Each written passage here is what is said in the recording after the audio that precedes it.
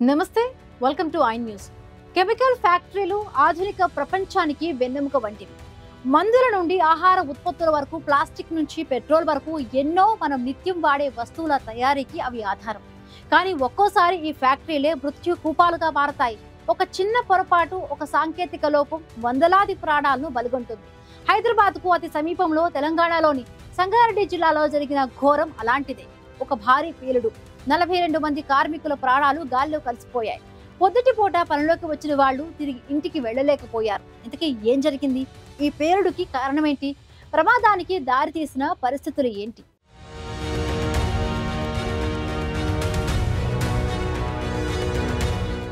హైదరాబాద్ కు కూతవేట దూరంలో ఉన్న సంగారెడ్డి జిల్లా. అక్కడి జిన్నారం మండలం గడ్డపోతారం పారిశ్రామికవాడ. సోమవారం ఉదయం అంతా మామూలుగానే ఉంది. సిగాచి కెమికల్ ఫ్యాక్టరీలో షిఫ్ట్ ప్రారంభమైంది. కార్మికులు తమ పనుల్లో నిమగ్నమై ఉన్నారు. సరిగ్గా ఉదయం 8 గంటల సమయంలో భూమిని దద్దరిల్లేలా ఒక భయంకరమైన పేలుడు. క్షణాల్లో అదో శ్మశానంలా మారిపోయింది. పేలుడు ధాటికి ఫ్యాక్టరీ కప్పు పూర్తిగా ఎగిరిపోయింది. దాదాపు 100 మీటర్ల దూరం వరకు కార్మికులు గాల్లో ఎగిరిపడ్డారంటే ఆ పేలుడు తీవ్రత ఎంత ఉందో అర్థం చేసుకోవచ్చు. చుట్టుపక్కల ఇళ్ల అద్దాలు పగిలిపోయాయి. ఆకాశాన్ని దట్టమైన నల్లటి పొగ కమ్మేసింది. అంతా హాహాకారాలు, ఆర్తనాదాలు. ఈ ఘటనలో దురదృష్టవశాత్తు 42 మంది కార్మికులు ప్రాణాలు కోల్పోయారు. వీరిలో స్థానికులతో పాటు ఉత్తరప్రదేశ్, బీహార్, ఒడిశా, పశ్చిమ బెంగాల్, మధ్యప్రదేశ్ వంటి రాష్ట్రాల నుంచి వలస వచ్చిన కూలీలు కూడా ఉన్నారు.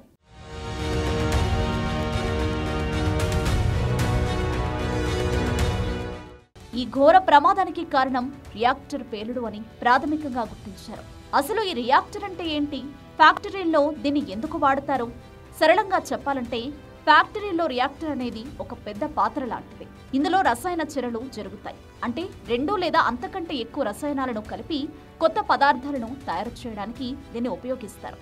ప్లాస్టిక్, రబ్బరు, సింథటిక్ నూనెలు, మందులు, ఆల్కహాల్, ఎంజైమ్లు ఇలాంటివి ఎన్నో ఈ రియాక్టర్లో తయారవుతాయి. వీటిని స్టీల్ లేదా ఇతర లోహాలతో తయారు చేస్తారు.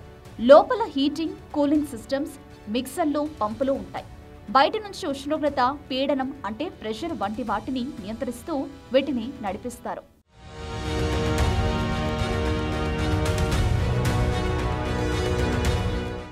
మరి ఇంత కీలకమైన రియాక్టర్లు ఎందుకు పేలిపోతాయనే ప్రశ్నకు నిపుణులు చెప్పిన దాని ప్రకారం దీనికి చాలా కారణాలుండొచ్చు. రియాక్టర్ లోపల గ్యాస్ లేదా ఆవిరి వల్ల పీడనం అవసరానికి మించి పెరిగినప్పుడు అది పేలిపోయే ప్రమాదం ఉంటుంది. దీన్ని నియంత్రించడంలో విఫలమైతే ప్రమాదం ఖాయం. అలాగే రసాయన చర్యలు జరిగేటప్పుడు ఉష్ణోగ్రత అదుపు తప్పి బాగా పెరిగిపోయినా పేలుడు సంభవించవచ్చు. 2 లేదా అంతకంటే ఎక్కువ రసాయనాలను తప్పు నిష్పత్తిలో కలపడం వల్ల అదుపు తప్పిన చర్యలు జరగడం కూడా ఒక కారణం. అంతేకాదు, రియాక్టర్లోని ఉష్ణోగ్రతను నియంత్రించే కూలింగ్ సిస్టమ్ పాడవడం వల్ల లేదా పీడనం పెరిగినప్పుడు దాన్ని బయటకు పంపే సేఫ్టీ వాల్వ్లు, ఉష్ణోగ్రతను పసిగట్టే సెన్సార్లు సరిగ్గా పనిచేయకపోవడం వల్ల కూడా ప్రమాదాలు జరుగుతాయి. చివరిగా రియాక్టర్ను సరైన పద్ధతిలో చల్లబరచకపోవడం లేదా తప్పుడు సమయంలో వాల్వులను తెరవడం వంటి గైడ్ లైన్స్ పాటించకపోవడం కూడా ఈ పేలుళ్లకు దారితీస్తుందని నిపుణులు హెచ్చరిస్తున్నారు. ఫ్యాక్టరీలో కార్మికుల మొబైళ్లను లోపల అనుమతించారట. అందుకే సిగాచి ప్రమాదం జరిగిన వెంటనే బయటి ప్రపంచానికి తెలియలేదు. ఈ ఘటన దేశంలోనే మొదటిది కాదు. గతంలోనూ ఇలాంటి కెమికల్ ఫ్యాక్టరీ పేలుళ్లు, విషవాయువుల లీకేజీలు సంభవించాయి.